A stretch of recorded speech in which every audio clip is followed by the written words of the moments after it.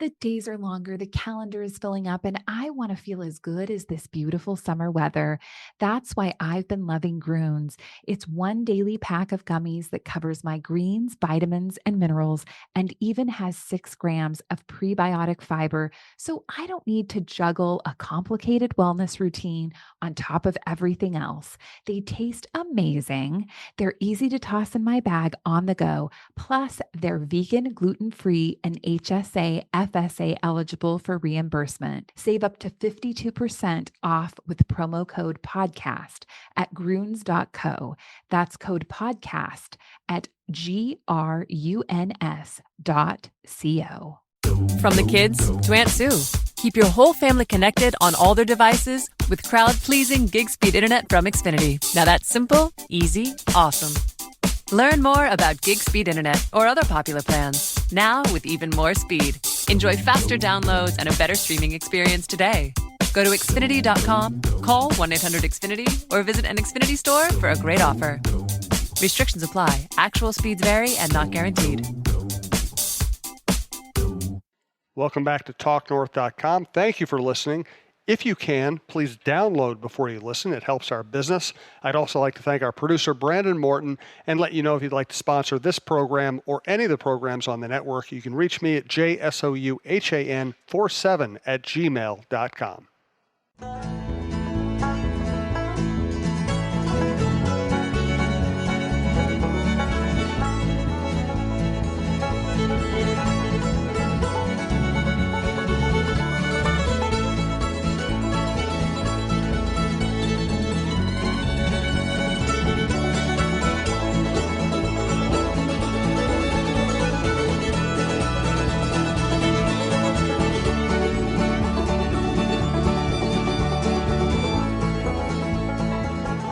This will be interesting. We're recording this Russo-Souhan Show the day after the meltdown against Philadelphia and Bruce Boudreau going after some of his players. Maybe not by name, but I think we can figure out who he's going after. It's a mess. They're still in the 8th seed, but it's not feeling really good for Wild fans right now. This is the Russo-Souhan Show, part of the TalkNorth.com podcast network. Thanks to our producer, Brandon Morton. Please follow us at TalkNorthPod on Twitter. Download before you listen, and you can advertise with us if you reach us at, if you'd like to advertise with us, you can reach us at talknorthpodcast@gmail.com. Thanks to our sponsors, Twill in the Edina Galleria, Delano's Pizza, downtown Minneapolis and in Woodbury, Fixologyrepair.com, Mall of America and downtown in the Skyway, and Tony Hoaglund, your State Farm agent and financial services provider who works out of Champlin. So I'm just going to open it up to you, Michael. What's going on, man? The team sucks. It's that simple. There's no way to sugarcoat this. It's just an absolute mess right now. And last night, it's just, everybody except the 2 kids, Eric Sinek and Cunnin, which is a huge bright spot, by the way. Right. Were just awful. And it was just everybody missing open nets. Again, Greenway has not been good since the All-Star break comes down, and he could have buried that game. 4-1, Flyers go away, and he throws a puck right back into the goalie, and next thing you know, it's game on. But Eric Stahl just right now, it's a huge concern for a team that's looking to trade him, that he right now just looks like it's like he's gotten old very quick. Zucker last night was, again, he's to me, he's one player that just disappoints me every single night because he should be so much better he is. He could have won them the Buffalo game. Could have won them yesterday, but he passes up the most ridiculous shots ever. You expect it from Granlund, but not him. Suddenly Stahl thinks he's Granlund. He's trying to play playmaker. Charlie Coyle once again between the circles. These guys watch Luke Cunnin score 2 goals from between the circles, and they just try to fine tune everything. And then how about the one play in the first period with Mikhail Granlund dipsy doodles everybody. With highlight reel moves, and then he just doesn't shoot the puck. He tries to literally skate the puck into the crease and loses it. They are such an aggravating team. And then the way that game melted down is beyond belief. And you can't even make it up how fragile this team is. And you could sense it happening, okay? They're gifted a double minor by the linesman. The linesman thought he saw something that he didn't.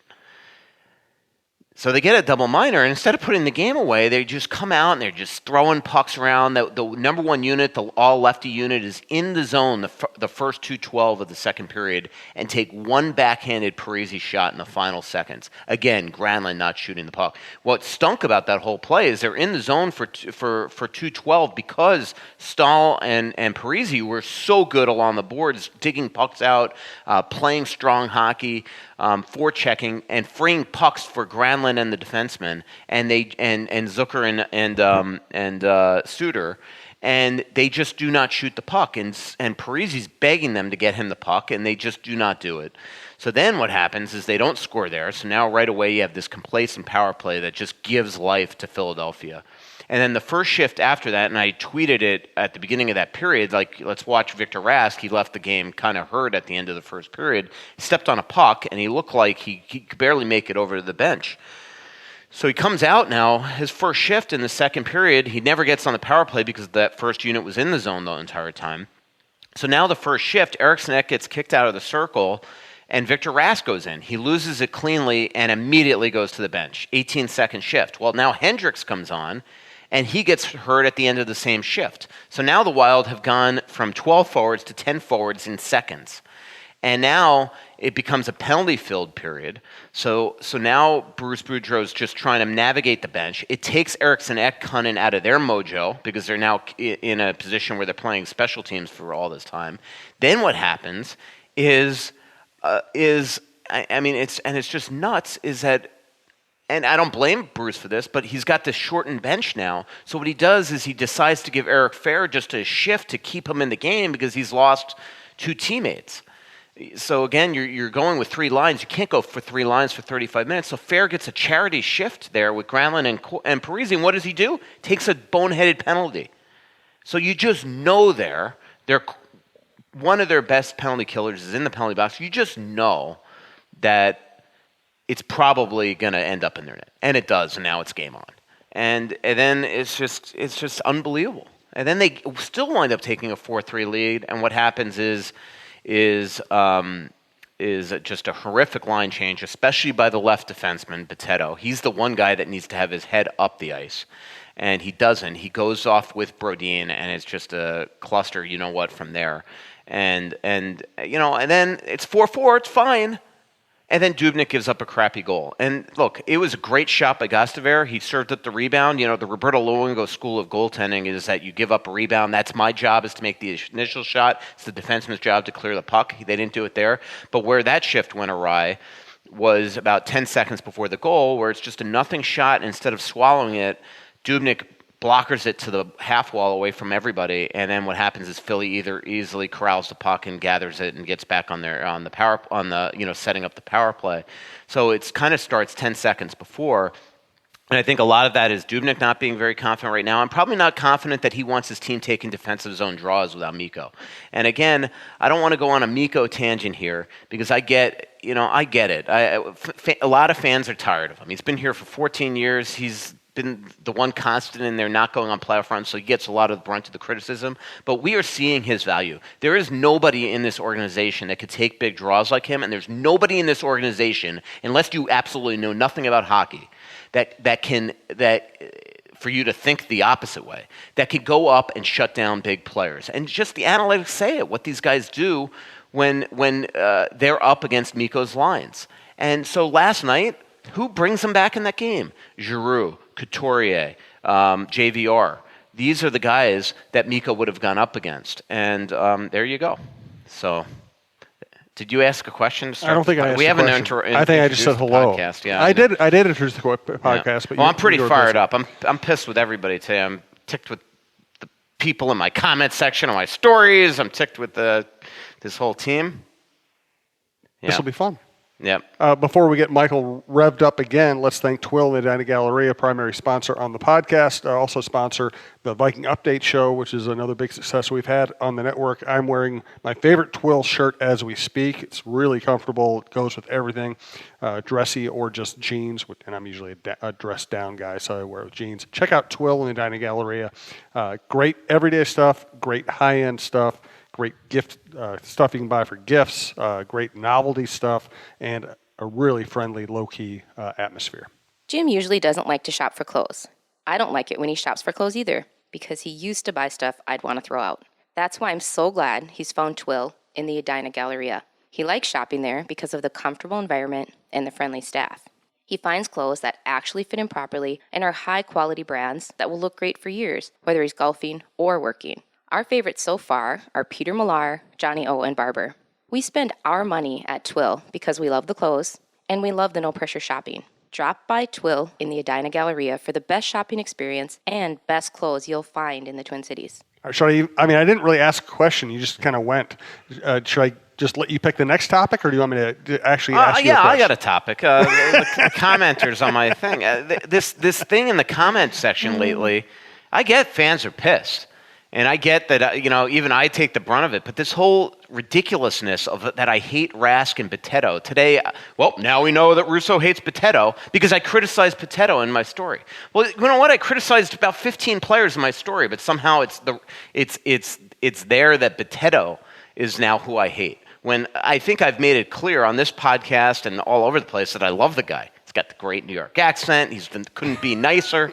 And this is kids always ask me, sports writers, when I do journalism students, when I do stuff at the U or high schools or whatever, they're like, how do you criticize players and be able to walk in the room the next day and things like that? Did they ever hold it against you? And my answer all the time is, I don't write for the players. I don't write for the team. I write for the readers to be objective. So I could think the world of Charlie Coyle or Jason Zucker or Eric Stahl, but you still are objective and you write about it. And if you know what, if I'm going to start being accused of hating players when I criticize them, then you know what, I will write about freaking flowers and pillows and clouds and just be all, everybody leave them alone. They're good human beings. That's not the job. And the readers are somehow clueless to this. It's just driving me crazy. And so the point of me writing about Rask and Potato lately is that this team had won 3 in a row and everything's been turned upside down. And 4 or 5, and there was a great vibe in the room. And what I just don't understand is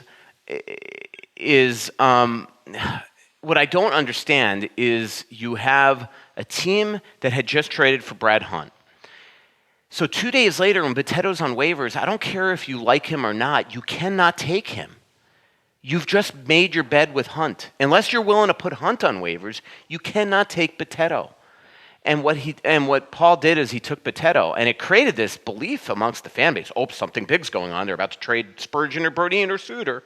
No, and I kept on saying no. He's shooting at the hip here. I've seen it before with first-year GMs. They're like, oh my God, I love Potato. I'm getting him. Well, forgetting the fact that when you acquired Hunt, you just added an 8th defenseman with Potato as the 8th D. And now what you've done is you've now absolutely taken the flexibility of your roster out. So now, 2 of the big reasons why you had won 3 in a row, 4 or 5, is finally we saw Eriksson Ek and Cunnin playing well. Now, they might have been on the 4th line, but they were playing well with Foligno. And it was one big reason where suddenly Bruce was able to roll 4 lines. And so now you take Potato. So now in the span of 2 days, 3 technically, you've added 2 defensemen that have played a dozen games this season and hadn't played in a month. And now you say to your coach, all right, you've got to change all your lines because you just took 2 forwards off the team. And now you say to coach, well, I want you to play these 2, Hunt and Potato. Well, Hunt was not ready to play. And Potato, not only wasn't he not ready to play because he's only played a handful of games this season, but you've now put him on your second pair with Brodin, and you kicked Prosser off the team. And we could all say what we want about Prosser, that he's not flashy and that he's an economical defenseman and station to station and whatever. But you know what? He's loved in that locker room, and he's a right-shot defenseman, and he has been on the ice for 2 even strength goals against this year. And what this move did is it took Brodin, who was having a great year, put him on his right side, which is not where he has been playing since his rookie year. So now you've taken a great left-shot defenseman and made him a very mediocre right-shot defenseman. You've taken a defenseman in Potato, who's barely played this year, and put him in a spot where he's playing 18 to 20 minutes a game. And you've kicked Prosser off, so you've got no flexibility to put a right-shot D in there. And this is all because they didn't want Prosser and Patterson in the same lineup. Well, who added Patterson? Okay, that was them as well. So now you have Potato, who is every night killing them. I mean, it's just that simple. The Buffalo game, him and Patterson, train wreck.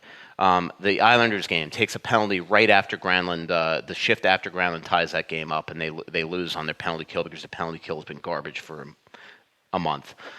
And then last night, he and Brodin, again, it's him and Brodin on the line change that led to the Giroux goal. It was him and Brodin on the one where Sanheim took Boteto wide, and Brodin just left his guy again because he's not kind of used to being in that area. I'm not trying to make an excuse for him. Brodin's got to be better. He's a veteran defenseman at this point. But, you have a guy that's on his, if Brodin's on his left side, he's definitely not walked by Sanheim.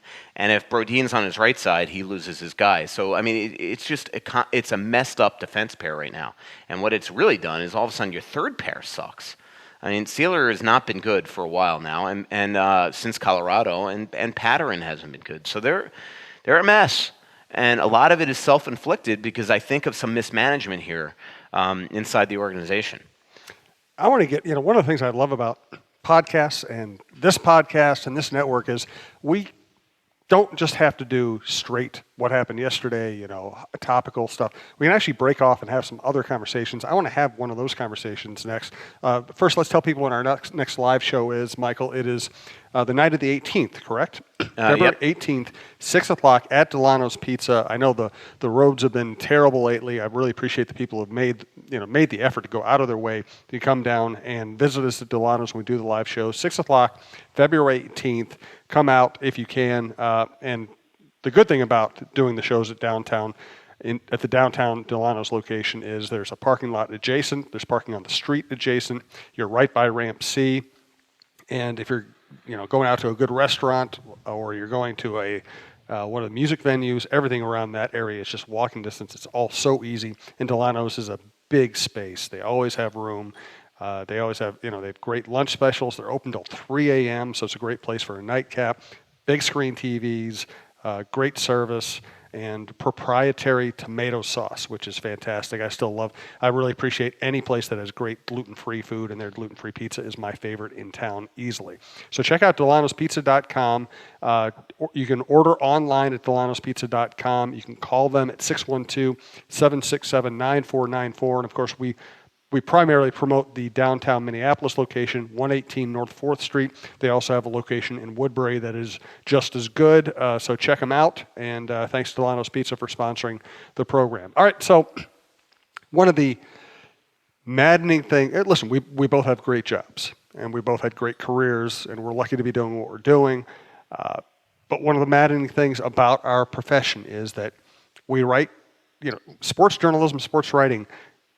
The emphasis for us is on the writing and the journalism. The emphasis for the people who consume our content is on the sports. So you have a lot of people who don't care or know anything about journalism, or a lot of people who don't care or know anything about writing, who just, all they want is you to tell them what they want to hear, or you to tell them how great the players are, or how great the people they are. And you know what? Our job is reality. And I know reality ticks people off, but it's still our job is to present the reality. It is cool because at The Athletic, we've tried to create like this community where they really want us at the hires up. We get stats on how often we go into our comment section and comment, and I've got to be on the bottom because I just can't handle it. It really, some people might have the DNA and the personality and not be affected. To me, it ruins my day. It ruins my day. And look, I get it. The team sucks right now, and so just imagine if you're me, and every time you look at your Twitter account and every time you look at the comments, it's just complete negativity. I'm not blaming the fans. They have a right to be pissed. But that has an effect. Here's a story the other day. So I wake up the other night in the middle of the morning, like 3:30 in the morning, and I stupidly, it's a trade deadline coming up, so I always look at my phone. I look at my phone, and then I don't know why, but I just scrolled through Twitter, and the first Twitter I see is from this jackass that basically says, the reason why nobody ever will, and I know that he's like, somebody that follows me all the time. The reason why nobody will ever subscribe to The Athletic is because of something. I can't even remember what he said. I almost want to go back and read it. And he basically said, I can't wait till this is why you guys are going to go under.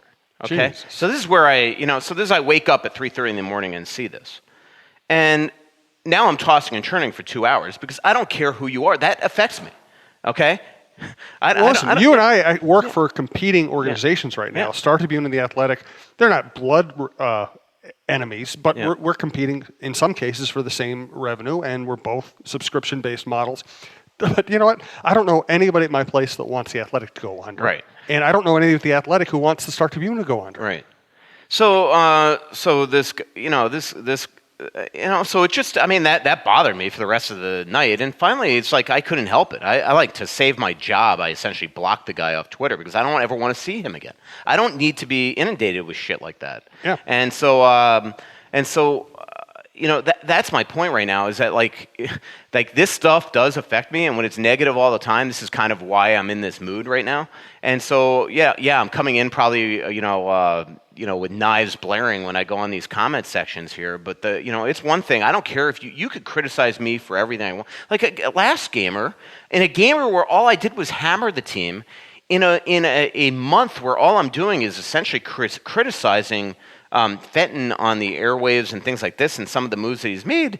I'm getting people like, "Oh, you're pulling punches for the GM." What do you ever? I can't every single story just trash the team, trash the gamer, trash the GM and everything. And so, I just don't. I don't understand what the fans want here. Okay, your frustrations with the team. It should continue to be with the team, and I get it here. And I'm just trying to cover it with the best I can. But, to go into the comment section and see people calling Rask my punching bag and things like that, do you really need to have played the sport or understand the sport to know that Victor Rask is not going, this is him as a player? This was a bad trade. It's that simple. It was a bad trade. And so I'm reporting on that. But I'm also, at the same time, ripping on Stahl and Zucker and Granlund and all this stuff. Draft just happens to be the number one thing here because I'm sorry, when you are a freaking center acquired from the Carolina Hurricanes, and a couple days after you're acquired, Mikko Koivu is lost for the season for a torn ACL, and the coach still has to put you on left wing, I think that needs to be mentioned. Yeah.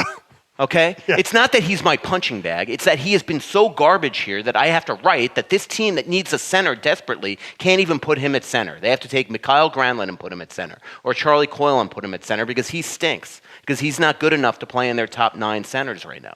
That needs to be written. It's not that he's my punching bag. I just don't get it. Well, and, that's the problem with social media is it's immediate, and it's accessible to anybody who can type. Well, these are in the comments. In the comment section. But even that, but still, it's so easy. And the problem with the reactions of so many people who just, who are on social media is they want to reduce anything that they don't agree with to the most basic emotional, the most simplistic emotional explanation. Yeah. You criticize somebody, then you're a hater. You hate them. Then you don't criticize them enough, and you're you're sitting there a homer. Then you're a homer. Ridiculous. There are these simplistic categories that people want to put us into that are almost always wrong because there isn't I'm a columnist, so it's my job to critique people and teams. I don't know that there's a single person in this market in terms of athletes, coaches, general managers that there's nobody I could tell you that I hate. Yeah. Nobody. And you know what? There's nobody I really. Also, on the other end, there's nobody I really would want to go on vacation with. Everybody's in between. Yeah. Everybody is just somebody I cover on a professional level and nothing else. And you have to keep it that way. Yeah. Or you know what? Or I would not. Do you think that I like criticizing Jason Zucker? I think he's a good guy. I respect the heck out of him. Yeah. Love his wife. He's been nothing but great to us in the here and incredible in the community. Yep. But it's my job to point out that he has been a disappointment this year, and it's my job to point out that because of that, he very well could be traded, whether that's now or this summer.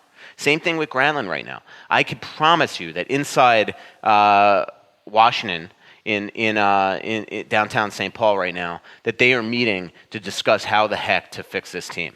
And they're not going to be easy decisions, and they very well could be major decisions. If Craig, trust me that when I say that Craig Leopold has eyes, realizes that this team isn't good enough, and is probably leaning toward where Paul Fenton wants to take this team. And there's no way that Paul Fenton's watching this team. Again, you don't need to have sources to understand this.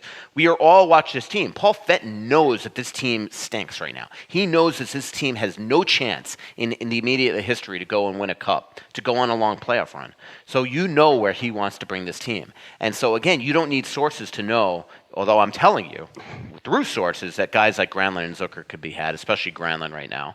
But you know that that there's only a certain amount of moves that you can make if you're the GM. I mean, you can't. Parisi and Suter are right now going nowhere. Koivu's got a major injury. Dumba's obviously not getting traded. So obviously we know Stahl and Fair and JT Brown and Greg Patter and all these guys are on the trading block. But you really think that if you're going to absolutely tear into this team, that guys like Brodin, Spurgeon, Coyle, Zucker, Granlund are not being talked about? Right now, I don't think that this team's in a position where anybody is an untouchable. Yeah, and now that we've ripped on social media, let's do some Twitter questions. I do want to thank Fixology Repair, fixologyrepair.com, our friend John Hedges, who comes out to the live shows at Delano's along with a lot of our other regulars. They do a great job. They have the location third floor of the Mall of America by Nordstrom's, and also downtown Minneapolis. I walked by it about 8 times yesterday, right by Dunn Brothers, just south of the Wells Fargo Center, right above Crown Bank. If you're ever driving around, that's your reference point. They work quickly. They can repair anything. They can resize stuff. They can clean, polish. They can handle watches, Apple products. They've worked on my tablets. They sell new watches, really cool watches. They can pretty much, and it's great. So it's a great place to buy gifts. They have a lot of Bulova stuff right now that you can find on their website, fixologyrepair.com. So check out fixologyrepair.com. Eventually, you're going to need their help, so you might as well know where to go and how to reach them. There are some things in life that you just can't live without. Now, whether it's a special piece of jewelry, a watch, or even your smartphone, you want it in working condition. At Fixology Repair, we are committed to restoring your pieces so that everything works or fits the way it ought to. Watch servicing, chain repair, and broken screen replacements are just a few of the services that we offer at our 2 locations, Mall of America and the Skyway in downtown Minneapolis. Please visit us at fixologyrepair.com or at fixologymn on Twitter to learn more. Mention this ad and get a 10% discount on our services. All right, on Twitter, Zeke Boyat. Could the Wild conceivably get a first-round pick for a Stahl or a Zucker?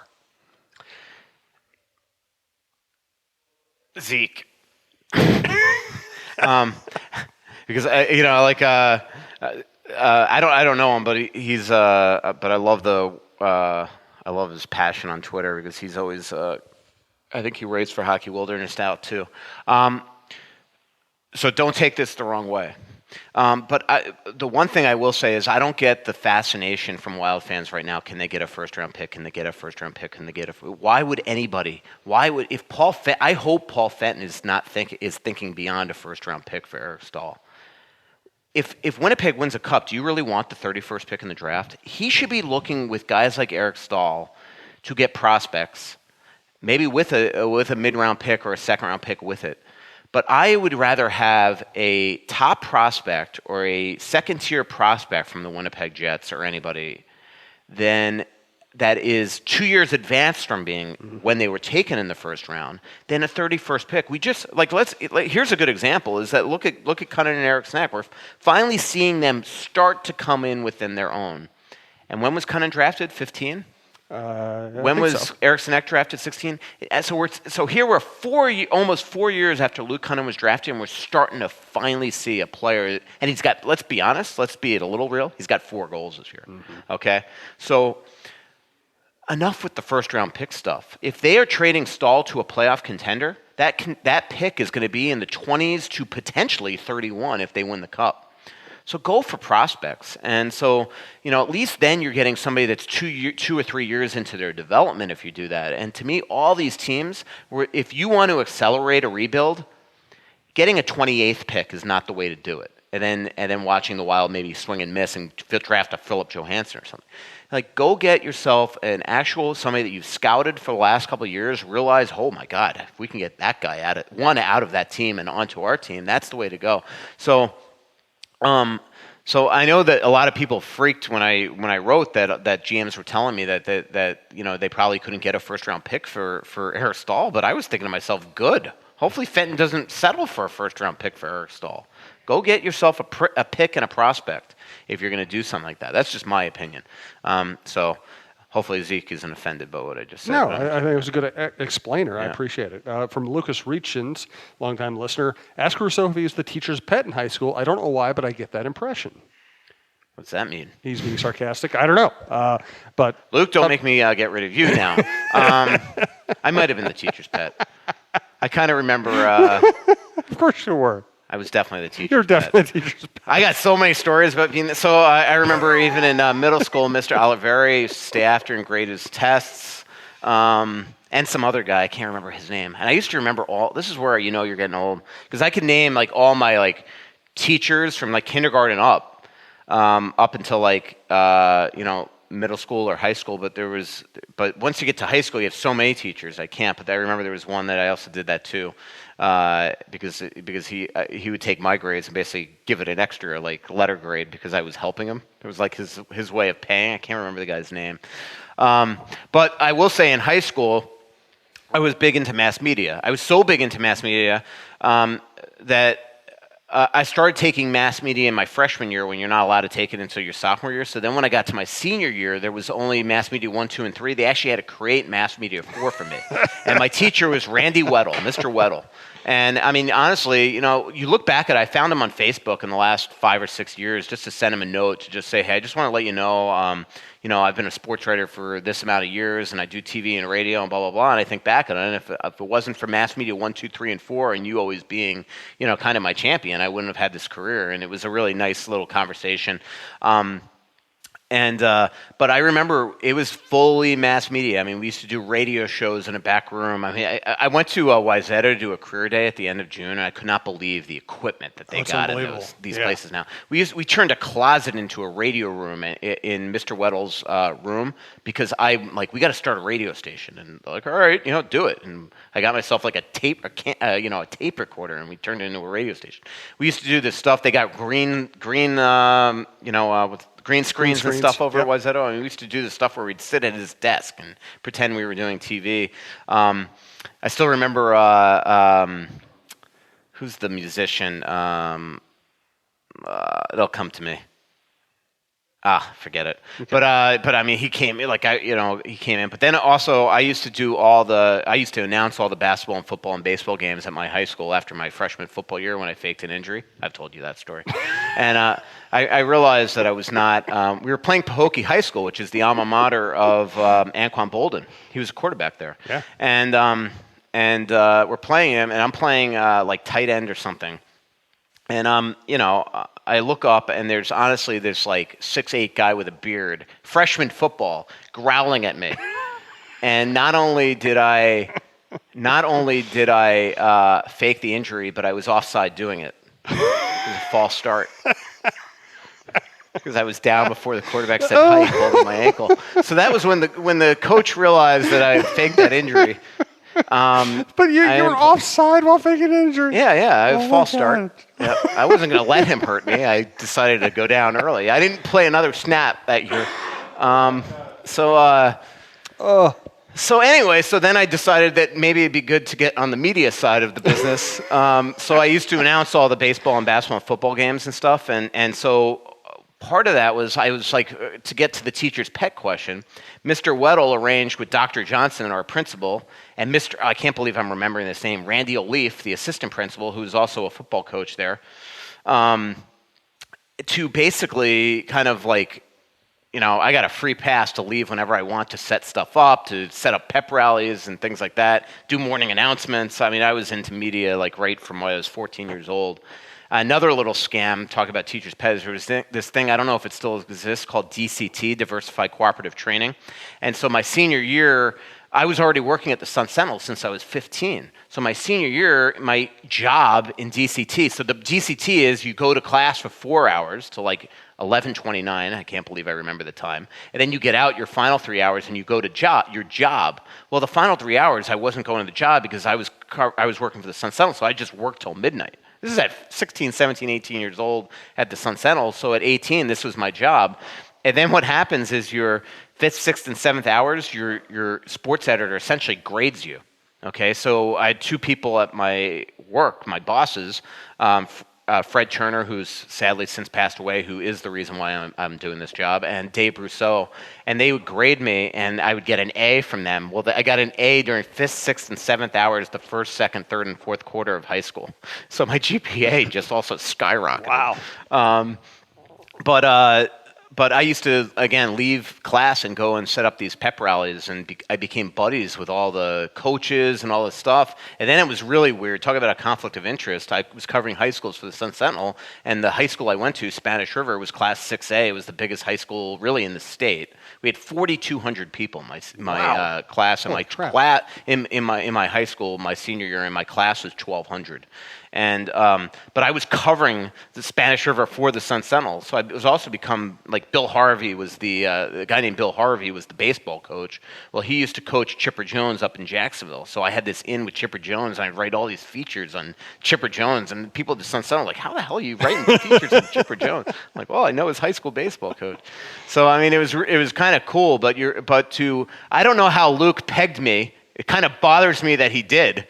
But absolutely, I know what I mean. If you think about it, kind of you went from being defensive to going. Of course, I was a teacher's pet. I mean, here are all the examples. Actually, I mean, if you think about it, part of that, I mean, just think about this. Sort of like the way that Luke just brought it up is that a lot of my job now is you got to be tight with GMs, coaches, scouts, whatever.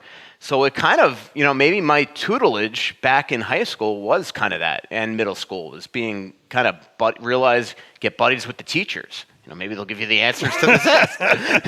Maybe they'll hand you the SAT score. But so like, in a lot of ways, I guess that kind of is, because a lot of this job is, just calling other people. I mean, it's kind of, you're just hoping that you just learn stuff, and a lot of it is just relationship building. Absolutely. Let's do some more Twitter questions. Let's first thank Tony Hoaglund, Hoaglund. Google him. Insurance, financial services, works out of Champlin, but you can work with him anywhere you are. As I always say, Michael and I both work with Tony and get our insurance through Tony Hoaglund, Insurance and Financial Services Incorporated. Hey, Minnesota sports fans. This is your local State Farm agent, Tony Hoaglund. I need you all to ask yourselves this question. If you're in an at-fault car accident and you are sued for $700,000, how much of that $700,000 will my current insurance company pay? If you are unsure or can't answer all $700,000, you need to give us a call. State Farm has been number one in car insurance since World War II and number one in homeowners insurance since 1964. For a no-obligation review of your current policies, call us at 763-421-4900 or check out our website at www.champlininsurance.com. Luke, I'm still going to block you, though. I just want to let you know. Let's see. Brian Judd asks, who should not be shopped at the deadline? That's a good question. What do you mean, like in terms of players? Yeah, what players should not be on the I mean, if trading they're block? going to sell here, I mean, obviously Eric Fair, Eric Stahl, those type of guys are most likely to go. They've been trying to trade Patterson. I will tell you that. Maybe somebody comes calling on Nate Prosser. I'm just thinking of last guys in the deals. I mean, there are tradable pieces on this team. I just don't know if you do it now. I just don't know if you can do it now. Do you try to make a hockey trade? Like, say you get permission with Ottawa in the next little while that a Mark Stone would sign here. Sorry, I shouldn't say it like that. Say you get call from Ottawa in the next little bit. All right, Stone is available. And say you get permission from Ottawa to talk to his agent about whether he would sign here long term. Do you try to make a hockey trade right now and look at a Granlund or a Zucker and send him to Ottawa for that type of deal? I mean, Mark Stone to me is the most intriguing piece.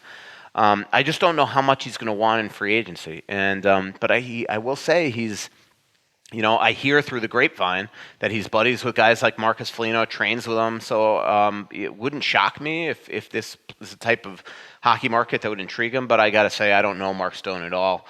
Maybe I'm wrong on that. But those are the only ways to me that there could be a big trade at the draft if you're kind of doing a quote buy sell type thing, a hockey trade.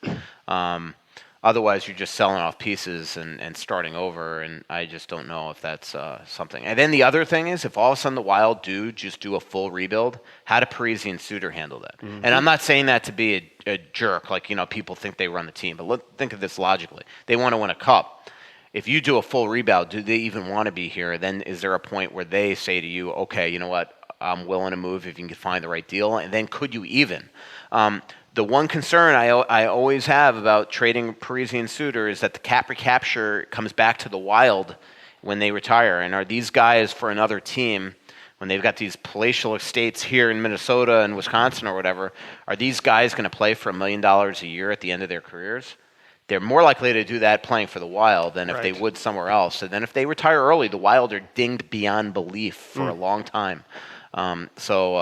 If you don't know what I mean, Google Michael Russo and cap recapture, and you'll learn about it when I wrote for the Strib. And I'm sure Cap Friendly and those type of sites have tutorials on how badly the Wild get hurt on cap recapture if Parisi and Suter retired prematurely. From longtime listener Mike Swanger, if the Wild traded Stahl, Granny, and or Zucker, which players would you like to see have their ice time increased exponentially? Anyone in Iowa worth bringing up to eat some of those minutes and have them make a difference? Well, Greenway, Eriksson-Ek, and Cunnin, definitely. In terms of Iowa, really not. I mean, the guys down there, by the way, to get to my Nate Prosser thing, I looked this up today.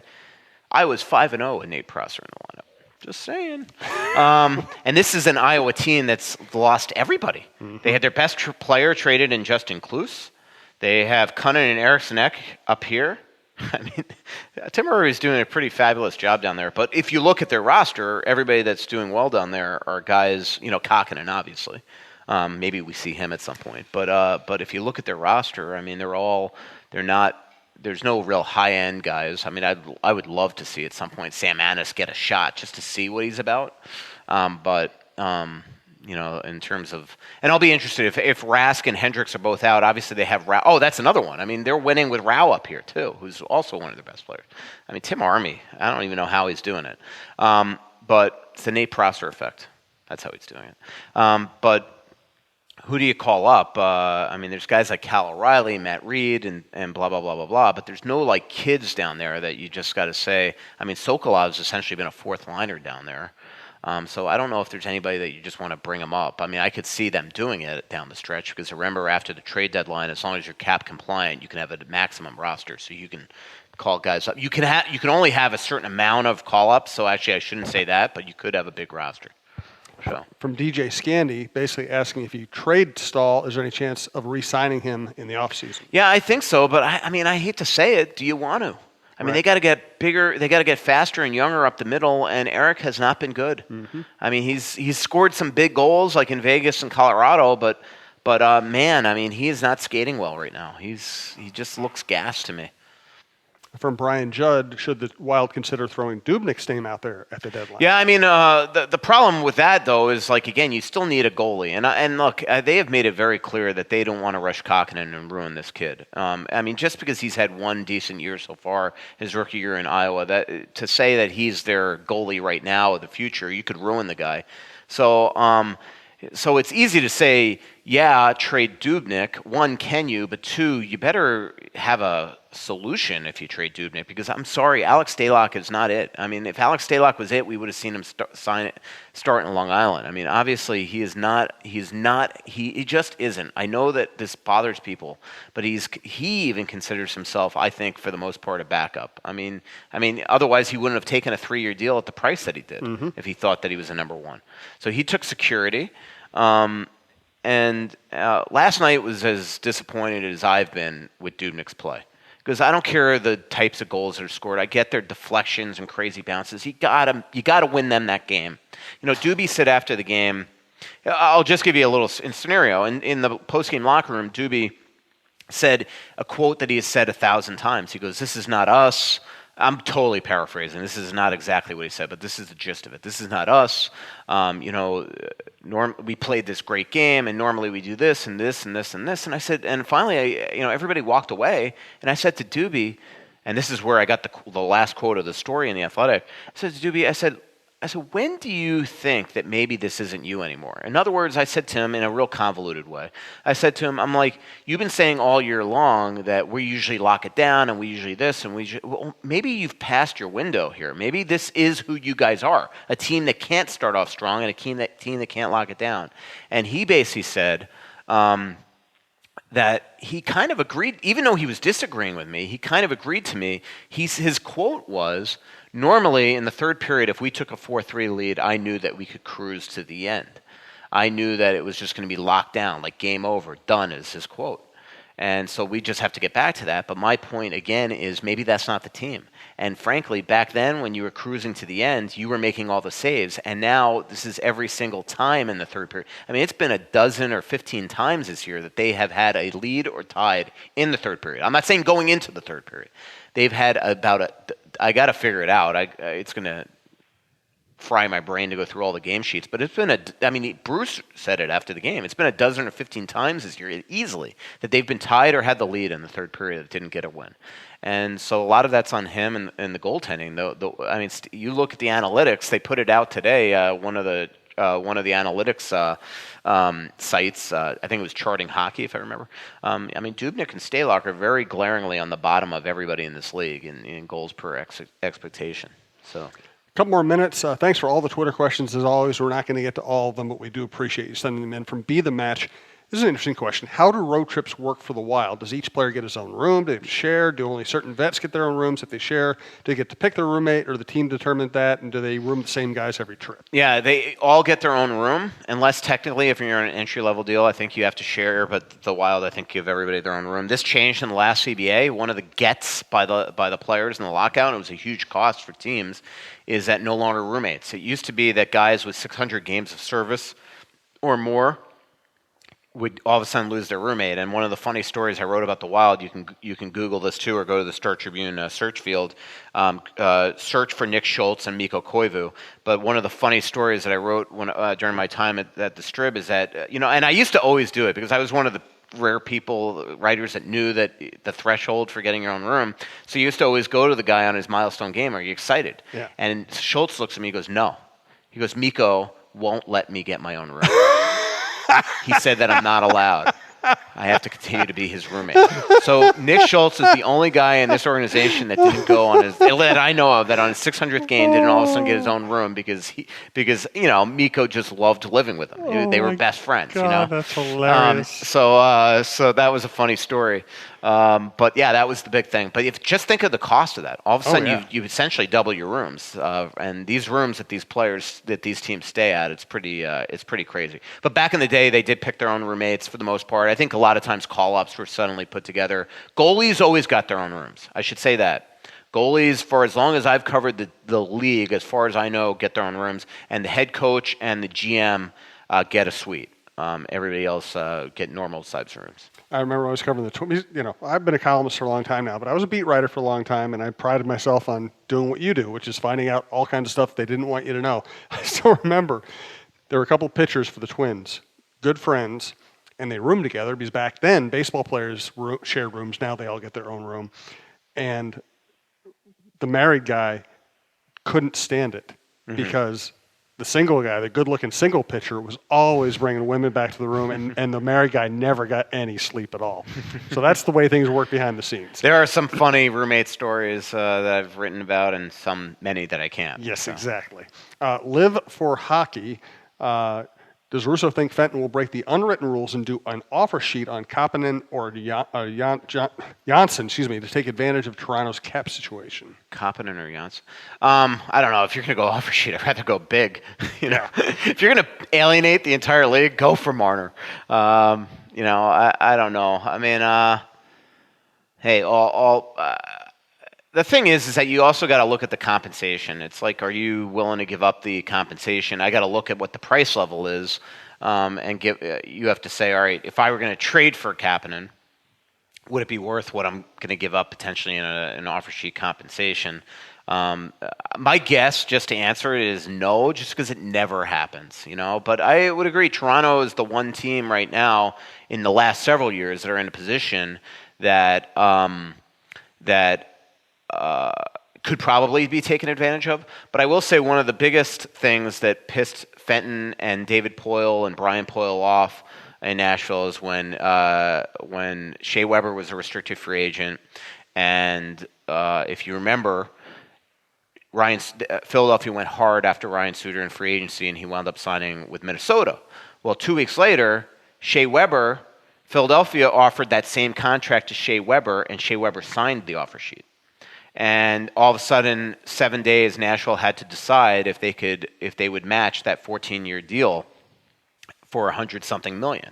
And they did wind up matching it because they weren't going to be taken advantage of by Philly. But my guess is that left a bitter taste in Fenton's mouth, like all GMs, and that maybe he would just be like, I don't want to even get involved in something like that. And by the way, that is one reason why I always kind of laugh at Nashville fans and their naivety of booing Suter every time.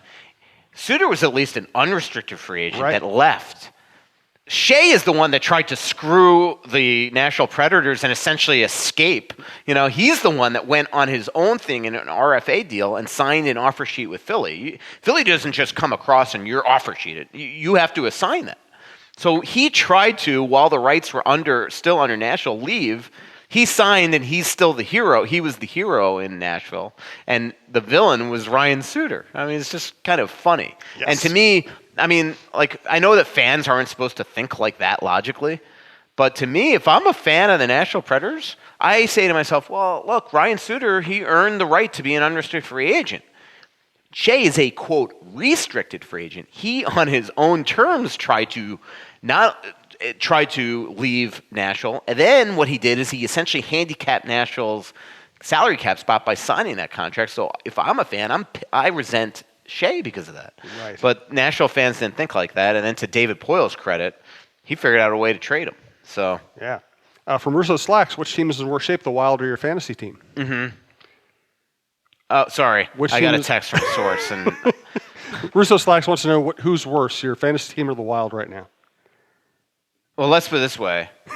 My fantasy team is so bad, I haven't even logged on. It's been so long since I logged on to the app that I went onto the app the other day, and I got an error message that says the app doesn't even exist anymore. They haven't even updated. It's not that you have to update the app. The app doesn't exist. You could only go to this in the site. So I brought this up to a lot of the guys that are in my fantasy league, and they're like, "Oh yeah, that's been going on for like a month." That's so funny. Yeah. So from Shorzy, a longtime listener who comes out to some of the live shows, she just says, "Free Prosser." Your thoughts? Sorry, very interesting text. What was the question? She sent out a meme, free Prosser. Your thoughts? Yeah, I mean, again, I'm not trying to. I know that a lot of fans, especially the bloggers out there, and one that works for us now or contributes to us, who does a great job, Tony Abbott. I know they all just roll their eyes at my Prosser love, but my point on this one is. What it did is you took a guy off with the team going great. You kicked Prosser off the team when he's loved, and you also took a right shot D out. And then you put Boteto on a second pair lefty with Brodin on the right pair, and to me it just messed up the whole pairs. And again, I get the Prosser is what he is, but so I don't know. I mean, it's not like Prosser's going to come back and fix this. They've dug themselves into a hole here. And the reason why I've suddenly changed my tune and I just think this thing is going to continue going south is I just think that at the trade deadline now, Paul Fenton's going to be in a position where he could easily make some painful trades that are probably going to, for the short term, at least make them worse. Unless it's something like Stone for Granlund or Stone for Zucker or something. But do you understand what I mean? Like, I just think now you're going to have a GM that's going to start just not even care. Like, he's not going to think to himself, all right, we just lost Mikko. We can't trade Stahl. If somebody wants Stahl, he might trade Stahl. And obviously, if now you're without Stahl and Mikko, unless you're getting a top center back, I mean, this team's done. So that's my point. Is that I don't even know what my point is. We don't either anymore, but you made a good effort. Any other good Twitter questions? I'm having fun. I'm still going to block Luke, though. Let's do one. This has been a long show. Let's do one more Twitter question. That'll be our final thought. Once again, thanks to our producer, Brandon Morton. TalkNorthPodcast@gmail.com is where you reach us if you'd like to advertise with us. Follow us at TalkNorthPod on Twitter. Please download before you listen. Thanks again to Twill and the Edina Galleria, Delano's Pizza, Woodbury, and Minneapolis, FixologyRepair.com, Mall of America, and downtown in the Skyway, and Tony Hoaglund, your State Farm agent. Check them all out, and we do appreciate all the support. Last Twitter question from Eric Vigo. I was shocked by the Boudreaux quote. There's some guys there that are just a shell of the players that I've known for 2.5 years. Seems like a nuclear option to go public with that kind of talk. Your thoughts? Yeah, sometimes he just says it like it is. He tries at times not to say it like it is. Like I don't want to put Bruce on the spot, but I was in almost hysterics with his Rask stuff yesterday.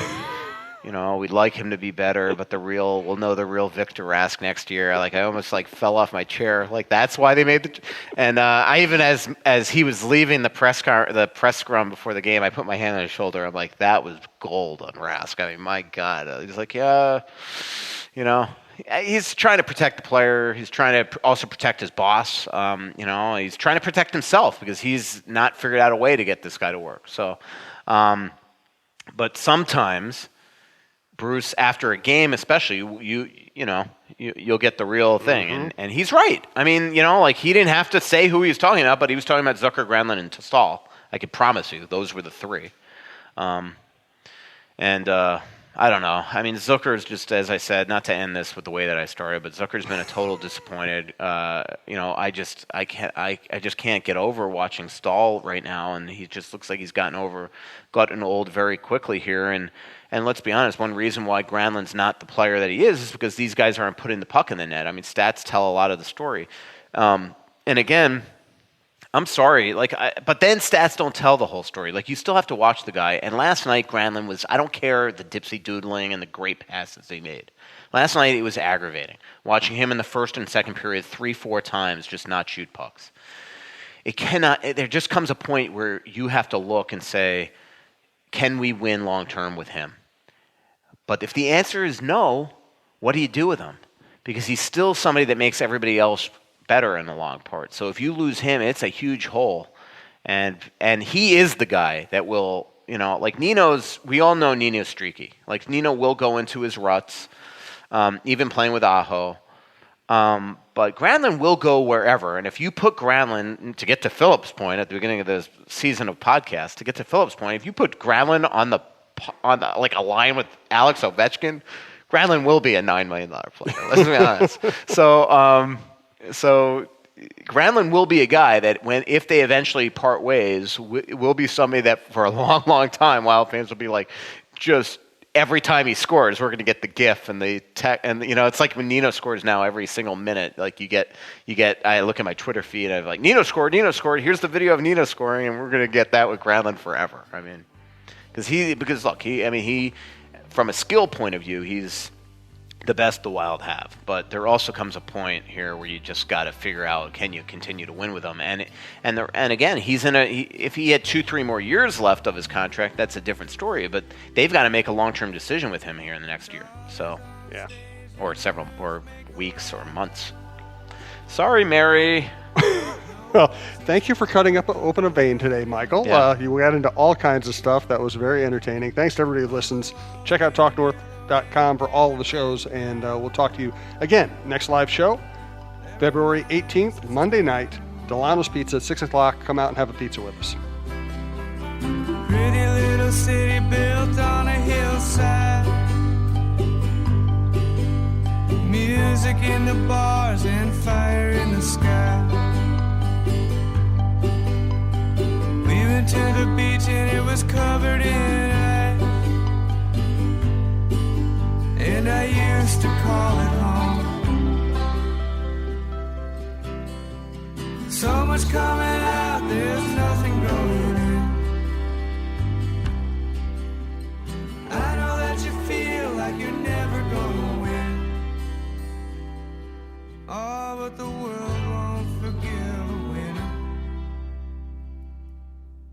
It's your last chance to get gifts before the holiday, and right now at Old Navy, everything's up to 75% off with gifts from just $1, $2, $3, and $4. Buy online, pick up in store for free in 2 hours with extended store hours too. Get up to 75% off everything at Old Navy and OldNavy.com now. Valid 12/18 to 12/24, excludes gift cards, today only, 2-day only deals, register lane items, jewelry, and Zip Zap stuff gifting bins. Orders must be placed before 4 p.m. for same-day pickup, subject to availability and delays. Additional terms apply. Security threats are everywhere. But with Xfinity XFi, you're notified of threats to your in-home Wi-Fi network, so all your connected devices are protected. That's simple, easy, awesome. Go online, call 1-800-XFINITY, or visit today. Restrictions apply.